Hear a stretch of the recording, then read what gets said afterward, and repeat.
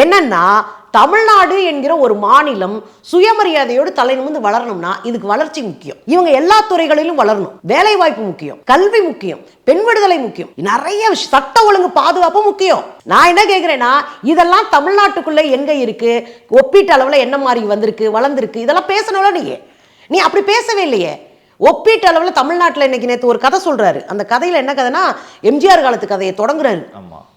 முதல்ல எம்ஜிஆரை தூக்கி பிடிக்கிறது நிறுத்துங்க. இல்லை, எம்ஜிஆரை திட்டினாங்க, எம்ஜிஆர் அரசியல் பண்ணும்போது இதே வேலையில திமுக இதே மாதிரி பழி வாங்குச்சு.